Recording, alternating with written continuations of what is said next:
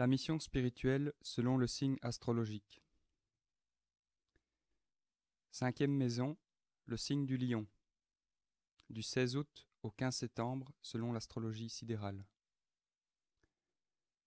Thèmes généraux: plaisir, art, amour. Quelques caractéristiques au niveau involutif: vanité, égocentricité, colère, orgueil, jalousie, arrogance. Au niveau évolutif: loyauté, noblesse, confiance, générosité, ambition, honnêteté.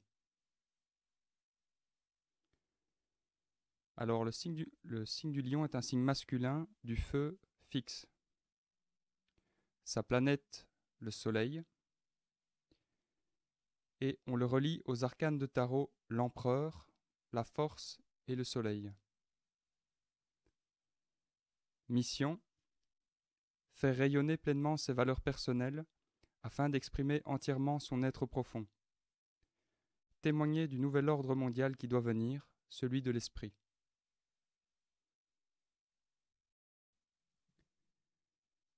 Plan initiatique. Sur le plan initiatique, le signe du Lion incarne la nécessité de témoigner d'un nouvel ordre du monde. Le natif ne doit plus brimer l'expression de sa nature profonde, et il doit l'exprimer avec force et puissance. C'est ce qu'affirme le Christ lorsqu'il déclare « Vous êtes la lumière du monde ». Répondant à l'enjeu initiatique du Lion, le natif apprend à rendre témoignage de l'esprit en prophétisant et en éclairant la conscience de ceux qui l'entourent, tout en les éveillant aux forces spirituelles présentes en chacun d'eux. Le natif doit vivre une grande ascèse et une certaine capacité à transcender les limites de l'ego. Il devient un canal vivant qui ne conserve pas la lumière pour lui-même, mais la transmet autour de lui. Le Christ le répéta maintes fois: « Je ne cherche pas ma volonté, mais la volonté de celui qui m'a envoyé. Si je me rends témoignage à moi-même, mon témoignage n'est pas valable. » La force dont le signe du Lion est l'incarnation, sur un plan initiatique, n'est donc pas une force extérieure, elle est tout autre. C'est la puissance de l'amour qui n'impose rien et offre tout. Plan planétaire. Pour le signe du Lion, Saturne est en exil. Il incarne la force qui devra être utilisée pour mieux vivre les enjeux solaires. Saturne évoque une force d'introspection, de concentration et d'ascèse amenant le natif à se détacher de certains principes qui lui sont imposés par le monde extérieur. Saturne suscite l'acceptation et l'assumation de ses valeurs personnelles, lui permettant d'atteindre une certaine maturité. Répondant aux injonctions saturniennes, le natif acquérera certaines qualités incarnées par le Soleil, en domicile. Il pourra ainsi s'exprimer avec une puissance de rayonnement prenant sa source au plus profond de son être. Il pourra témoigner clairement en faveur de l'esprit et jouira d'une grande autorité pour commander et diriger avec noblesse et dignité, sans recourir à la force ou à la contrainte. Voilà l'essentiel de l'enjeu de ce signe.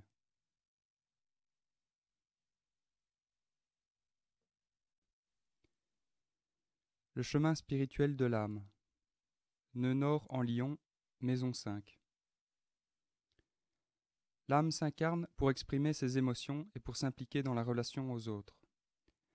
Le nœud sud en Verseau a privilégié la pensée, l'action ou l'engagement axé sur des concepts abstraits. Dans cette vie-ci, le natif reprend un idéal de perfection exigeant et sélectif. Son évolution passe par l'acceptation du sentiment. L'âme doit se dégager de la pensée pure des principes qui pourraient régir sa relation aux autres. Il lui est demandé d'écouter son cœur, de s'impliquer sur le plan affectif. Être un père symbolique, chaleureux, rigoureux, protecteur et guide à la fois. Le danger est de manifester l'orgueil du pouvoir et de la réussite. L'âme découvre un sentiment de joie et de force intérieure dans cette incarnation. L'apprentissage spirituel de l'âme. Saturne en Lion, maison 5. Avec Saturne en Lion, le sens de la dignité, la fierté, le rayonnement et l'expression personnelle au travers des œuvres, de l'éducation ou de la vie affective sont en cause pour l'apprentissage de l'âme. Le rapport avec le Père est primordial en bien ou en mal selon les expériences vécues. Le besoin d'admirer, d'avoir des repères est important. Le natif doit développer la confiance en soi, savoir prendre sa place, ouvrir son cœur et exprimer ses sentiments. Tous les domaines affectifs sont sollicités. Le chemin de la réparation guérisseuse passe par les enfants pour récupérer sa propre enfance blessée.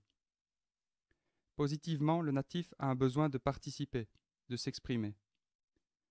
Très performant, il cherche à sortir le meilleur de lui-même, les difficultés peuvent servir de dépassement.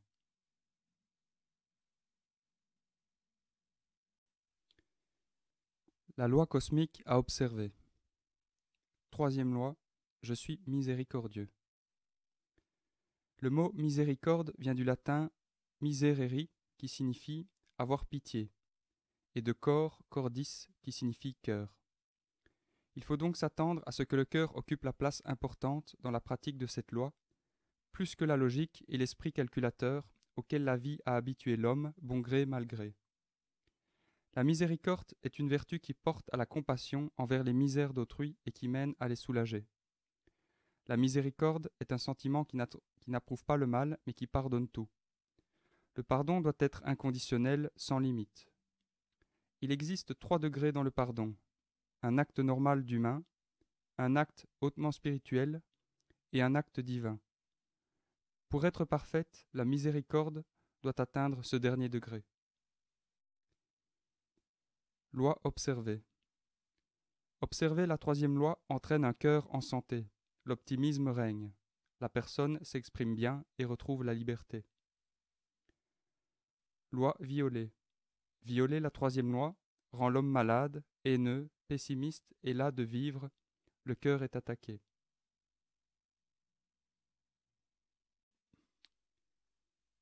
Paramètres de l'horloge cosmique du lion. La note clé.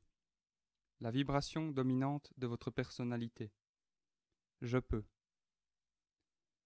Qualité divine. La qualité que vous devez manifester dans ce cycle. Gratitude divine. Perversion. Les énergies de votre karma négatif que vous devez transmuer durant ce cycle. Ingratitude, négligence, aveuglement spirituel. Rayon de lumière. Le rayon de la conscience que vous avez l'occasion de maîtriser et sa couleur. Le 7e rayon, le rayon violet. Caractéristiques du rayon. Les attributs divins que manifeste ce rayon. Liberté, alchimie, compassion, justice. Perversion du rayon. Les défauts qui se manifesteront si vous ne maîtrisez pas ce rayon. Dureté de cœur, injustice, servitude. Chakra. Le centre d'énergie spirituelle que vous devez développer. Le siège de l'âme.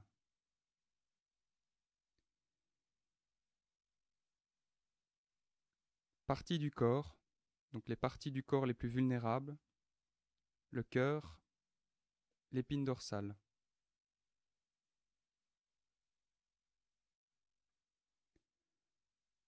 Approche générale de la vie, le corps qui prédomine dans ce cycle, le corps émotionnel.